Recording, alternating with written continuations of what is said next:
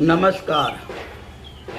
आनंद मार्ग की साधना एकक कोष को, माइंड के एकक लेयर्स को पुष्ट करती है, स्वस्थ करती है, मजबूत करती है। इसलिए आनंद मार्ग की साधना पूर्ण साधना है।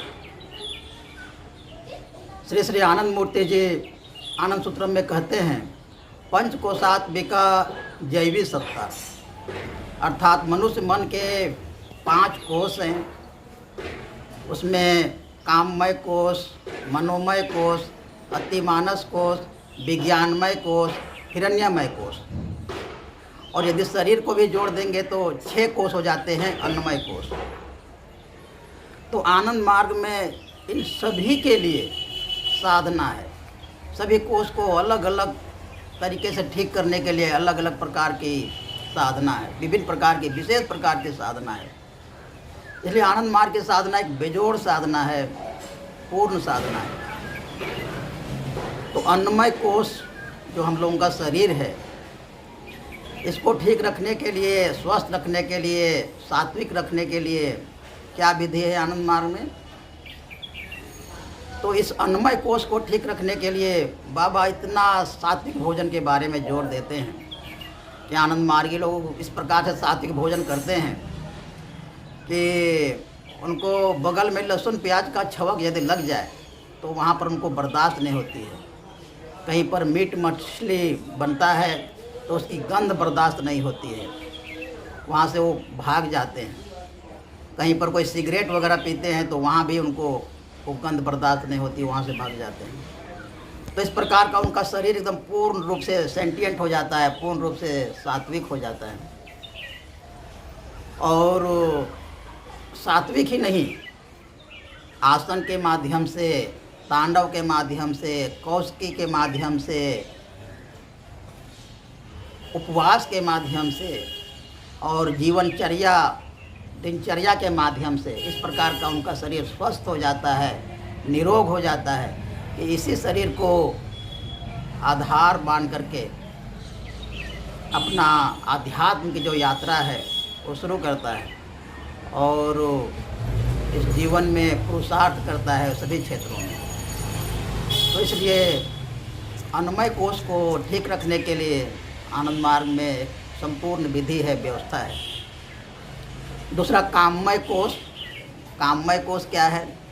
काममय कोष मन का सबसे आउटर लेयर है, बाहरी भाग है, जो हम लोगों के इंद्रियों के साथ हमेशा संपर्कित रहता है, हमेशा इंद्रियों के साथ वो तालमेल रखता है और इसलिए मन बहुत व्यस्त रहता है, बिजी रहता है। तो इसको ठीक रखने के लिए आनंद मार्ग में क्या है? इसको ठीक रखने के लिए बाबा बोलते हैं यम नियम की साधना। यम और नियम, बाबा देखते हैं कि बोलते हैं कि यम नियम के बिना साधना नहीं हो सकती, जो आनंद मार्ग के चरम निर्देश में है। तो इसलिए जब हम यम नियम में पारंगत होते हैं तो हमारी इच्छाएं उससे कंट्रोल होती है, नियंत्रित होती है।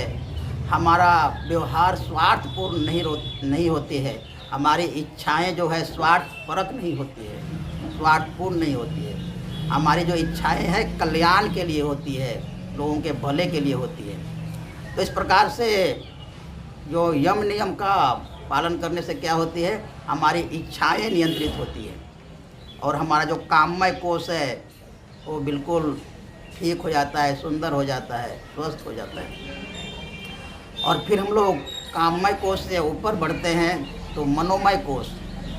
अब मनोमय कोष को ठीक करने के लिए क्या साधना है आनंद मार्ग में? मनोमय कोष को ठीक करने के लिए प्राणायाम की साधना है आनंद मार्ग में। और मनोमय कोष की क्या विशेषता है, क्या काम है?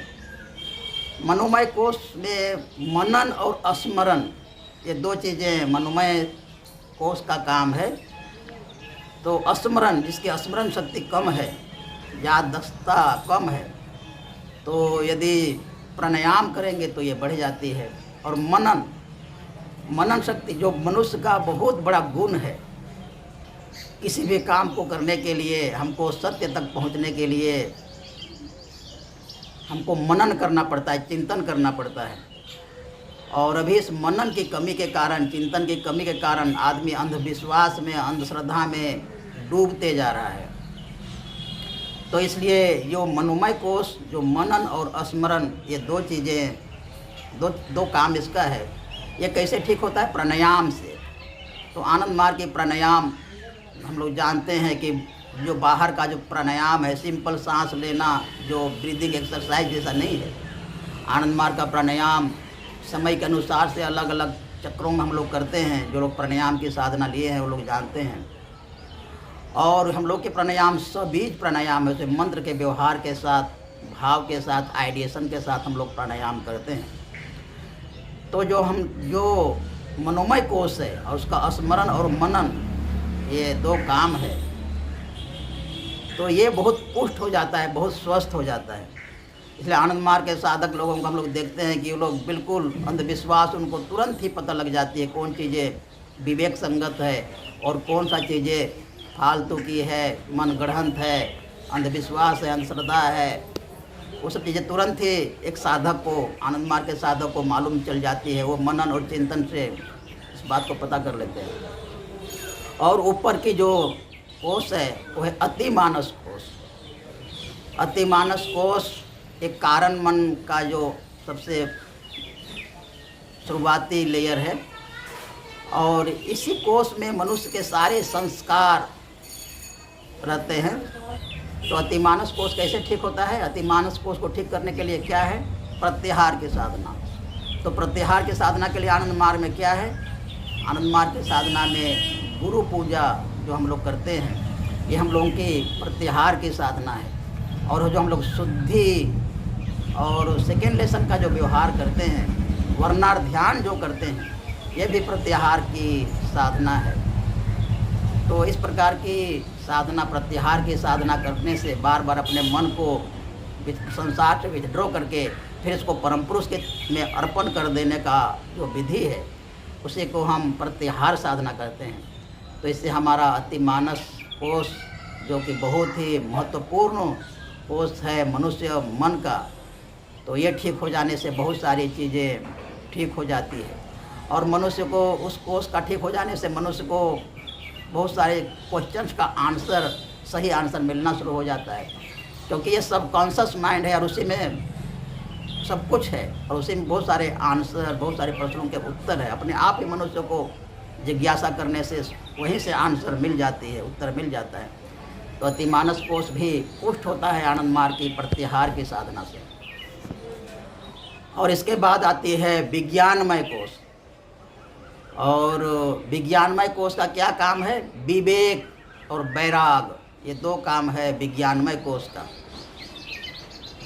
तो विवेक कितना जरूरी है मनुष्य के जीवन के लिए, और वैराग कितना जरूरी है मनुष्य के जीवन के लिए। क्योंकि विवेक से ही तो आदमी सही चीज़ों को पहचानता है। यदि विवेक नहीं रहेगा तो आदमी तो बिल्कुल पशुवत जीवन जीता है। विवेक से ही आदमी अपना जीवन का लक्ष्य को पहचान सकता है कि हमको क्या करना चाहिए, क्या नहीं करना चाहिए, हमारे जीवन का लक्ष्य क्या है, हमारा कर्तव्य क्या है। इन सब चीज़ों को विवेक के माध्यम से ही मनुष्य समझ सकता है। और वैराग की इसलिए आवश्यकता है क्योंकि इस संसार में जो कुछ भी मनुष्य को मिलता है, जो कुछ भी प्राप्त करता है, एक दिन उसको छोड़ना भी पड़ता है। तो किसी भी चीज़ों को यदि हम स्वार्थवश, उसको मोहवश उसको ग्रहण करते हैं, तो जब वो चीज़ें बिछुड़ती है, हमसे दूर जाती है, तो उसको मनुष्य को दर्द होता है। इसलिए सब कुछ ही परमात्मा का है, सब कुछ ही परम पुरुष का है, हम केवल उपयोग कर रहे हैं उन वस्तुओं का। इस प्रकार का भाव से यदि हम जीते हैं संसार में, तो कोई चीज़ें जब हमको मिलती है तो भी उतना खुशी नहीं होती, और जो चीज़ें हमसे दूर चली जाती है, छूट जाती है, तब भी हमको उतना दुख नहीं होता है। तो इस प्रकार का जीवन आदमी जीता है। और इसलिए जो विज्ञानमय कोश है वो बहुत ज़रूरी है मनुष्य के लिए। तो इसको ठीक करने के लिए आनंद मार्ग में क्या साधना है? इसको ठीक करने के लिए आनंद मार्ग में धारणा है। धारणा जो हम लोग के थर्ड लेसन है, धारणा, उसमें हम एकक चक्र पर धारणा करते हैं, मन में धारण करते हैं उसके कलर्स को, उसके शेप को, उसके मंत्रों को, उसको बीज मंत्र को हम लोग धारण करते हैं। किसी विशेष क्षेत्र में मन को हम वहाँ पर रखते हैं बांध करके। तो इससे क्या होती है, हमारा विज्ञानमय कोश बिल्कुल ही स्वस्थ और पुष्ट और बलिष्ठ हो जाता है, और हमारा जो विवेक और वैराग का जो बोध है वो जग जाता है, और मनुष्य धीरे धीरे अपने लक्ष्यों को पहचानता है कि मनुष्य जीवन का लक्ष्य क्या है, अच्छा क्या है, बुरा क्या है, और उस पर चलने का उसको शक्ति भी मिलता है। और उसके बाद आता है हिरण्यमय कोश। हिरण्यमय कोश क्या है? एकदम आत्मा से एकदम लिंकअप, आत्मा का बिल्कुल ही स्पर्श करता हुआ हिरण्यमय कोश। हिरण्यमय कोश के बाद एकदम तुरंत ही तीर के समान, जैसे प्रकार तीर क्या है कि एकदम नदी है और पानी है, तो जहाँ एकदम पानी खत्म हो रहा है और स्थल जमीन शुरू हो रहा है, उसी को तीर कहा जाता है। तो बिल्कुल ही हिरण्यमय कोश उसी प्रकार से है, जहाँ आत्मा की तरंग और हिरण्यमय कोश। तो इसको ठीक करने के लिए आनंद मार्ग की साधना क्या है? इसको ठीक करने के लिए आनंद मार्ग की साधना है, आनंद मार्ग में ईश्वर प्रणिधान और ध्यान की साधना है। ईश्वर प्रणिधान हम लोग जानते हैं कि जब भी कोई आनंद मार्ग में नया दीक्षा लेते हैं लोग, तो पहले आचार्य लोग उनको ईश्वर प्रणिधान की साधना ही बताते हैं, और ध्यान से ही शुरू करता है एक साधक अपनी आध्यात्मिक यात्रा। और जो सहज योग की जो लास्ट विधि है साधना की, वो ध्यान है, मेन ध्यान है साधना का। तो ईश्वर प्रणिधान और ध्यान से जो हिरण्यमय कोश है वो पुष्ट होता है और स्वस्थ होता है और मजबूत होता है। तो ये सब साधनाएं हैं आनंद मार्ग की साधना पद्धति में हिरण्यमय कोश को ठीक करने के लिए।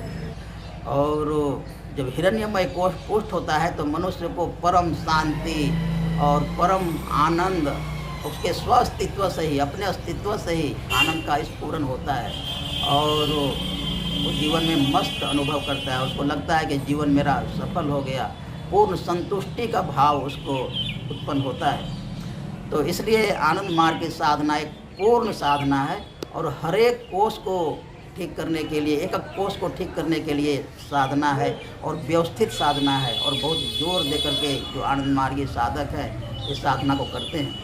और हम लोग देखते हैं बाहर की जो साधना है उसमें तो शरीर को स्वस्थ रखने के लिए, सात्विक रखने के लिए ही बढ़िया से व्यवस्था नहीं है, बढ़िया से कोई गाइडलाइन नहीं है, दिशा निर्देश नहीं है, तो और अलग अलग कोर्स को ढंग से बता भी नहीं पाते हैं, और उसके लिए साधना तो और ही दूर की बात है। तो इसलिए आनंद मार्ग की साधना उन्नत किस्म की साधना है, और मन के सारे लेयर्स, सारे कोष उससे को ठीक करते हुए वो आत्मा तक, अपनी आत्मा की जो ज्योति है, आनंद की जो ज्योति है, वहाँ तक पहुँचता है।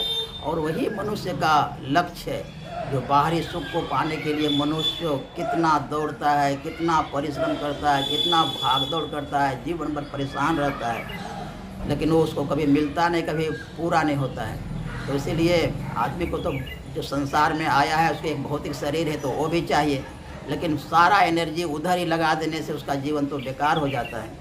तो मनुष्य को अपने अंदर में भी क्या क्या चीज़ें हैं, हमारे मन में क्या क्या लेयर्स है, क्या क्या कोष है, और इसको ठीक करने से, स्वस्थ करने से किस प्रकार से उसके अंदर से ही आनंद की अनुभूति होती है। तो इसको भी मनुष्य को करना चाहिए, जानना चाहिए, क्योंकि मनुष्य योनि में ही, मनुष्य जीवन में ही ये सब वो कर सकता है, और बाकी सब जीवन में तो केवल भोग के लिए होता है। तो मनुष्य को जो एक सुयोग मिला है, मनुष्य को जो एक इस प्रकार की परमात्मा ने कृपा किया है, तो क्यों ना मनुष्य इसका लाभ ले, क्यों ना मनुष्य इस प्रकार के जो सूक्ष्म सुख है उसका भी मनुष्य खोज करे, रिसर्च करे, आनंद ले।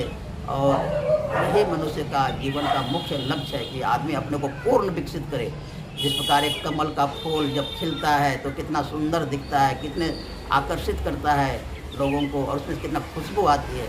तो मनुष्य भी अपने सारे कोषों को जब डेवलप करता है, विकसित करता है, स्वस्थ रखता है, तो उसके अस्तित्व से ही कितना उसको आनंद आता है। और जो भी उसके संपर्क में आते हैं लोग, उनको भी वो कुछ अच्छी बातें बता जाता है, उनके सुगंध से दूसरे भी महक जाते हैं, उनका भी कुछ कल्याण हो जाता है। तो यही मनुष्य जीवन का लक्ष्य है। तो आनंद मार्ग का रास्ता वो सर्व कल्याणकारी है, जो करता है उसके लिए भी कल्याणकारी है, और जो उसको दूसरों को बताते हैं, दूसरों को सिखाते हैं, उसके लिए भी वो कल्याणकारी है। परमपिता बाबा की जय।